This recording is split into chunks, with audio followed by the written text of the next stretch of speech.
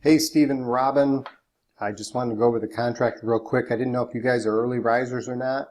We can certainly talk about it, but anyway, I put together the offer, and I noticed from your email you said not as is.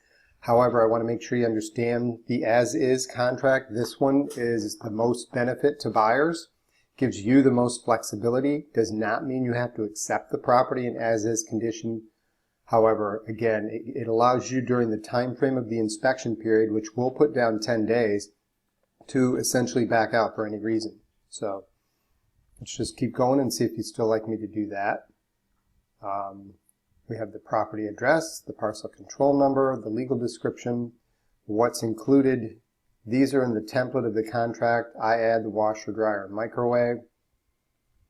The purchase price, the escrow deposit, we usually do in 2 steps. To put a small one down with the contract once the contract is executed, and then a second one after the home inspection is complete. If there's been issues, they get resolved, etc. So we do a second one. So 10 is usually kind of the round average for around 300,000 to 400,000. Some sellers and their agents want more, but let's go in at 10. It also gives you some strength, and the fact that we're not doing any financing is good. The time frame for getting the offer back to us, we're asking for an answer by Tuesday because the agent said the seller is not available until, well, after today until Monday evening, so let's give them until Tuesday. Closing date, you said you were flexible on. This would be 60 days. Again, it's a starting point. Extension of the contract, this has to do with force majeure, acts of God, things that are outside of the buyer's control, which would allow us to extend the contract by up to 14 days if necessary. There's no tenant in place, so these 2 paragraphs do not apply. Assignability of the contract, you can't assign this to somebody else. There's no financing involved. However, you can get a loan if you'd like, but if you do get a loan, none of the terms of financing really apply as far as getting an appraisal, as far as getting closing, as far as the, they call it the Consumer Finance Protective Bureau requirements. I can go into that details, but cash, in its sense, means cash.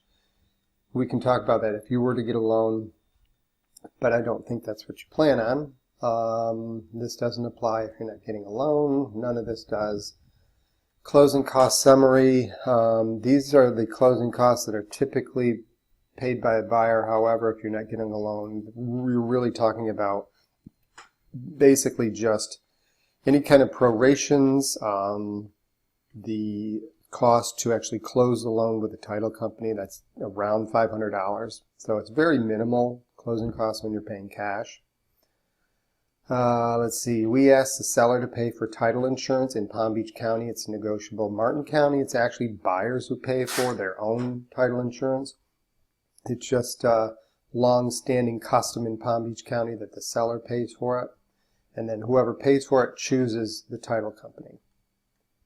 Scrolling down, we ask for a survey. Well, we don't ask for a survey, excuse me. You guys, if you want a survey, you can order a survey. Home warranty, I don't recommend making a home warranty part of the contract. You can certainly get one when you close.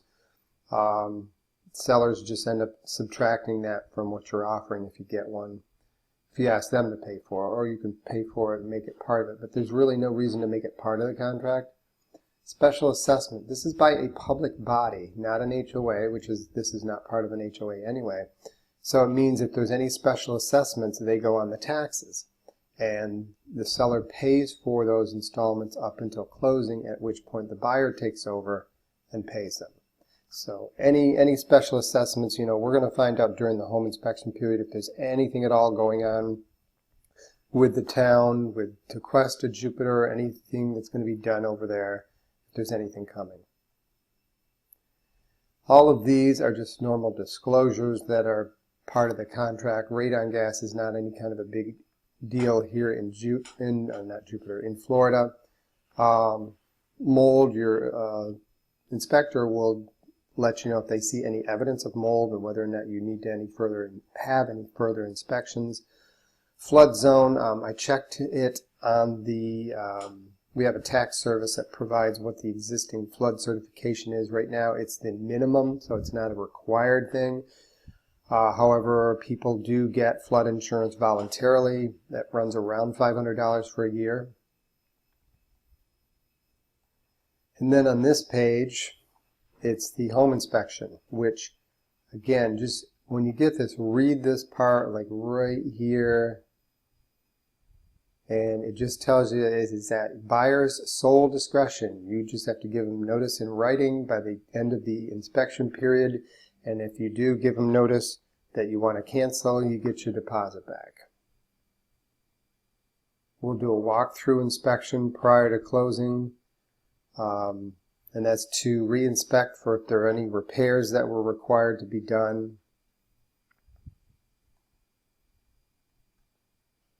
Then these pages 6 through, I think it's 10, these really are just the rules of the game. There's no blanks in here at all. We can discuss any of these you may have questions on. Time frame, I like to just point out here, time is of the essence. Time frame, backing up here. Where did I see it?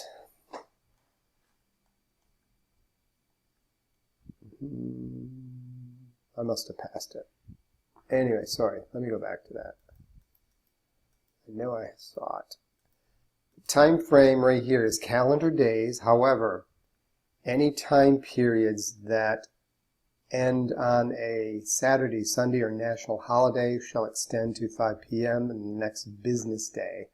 However, except for time of acceptance and effective date. So the time frame we give for acceptance, that's the day we want to know something.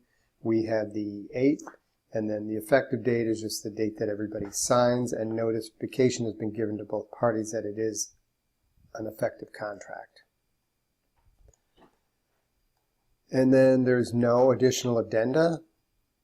And then the terms that are automatically put into all of our blank contracts are: buyers understand that commissions are paid to both brokerages by the seller at closing. RE/MAX Properties will collect a processing handling fee of $195 from the buyer only at closing.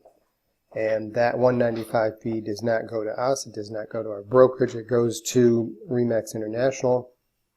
That's to cover certain costs for a lot of deals get processed and handled, don't close. It's storage of documentation that has to be provided up to 7 years. The following standards of pre-closing walkthrough and our pre-closing walkthrough. I need to make that change.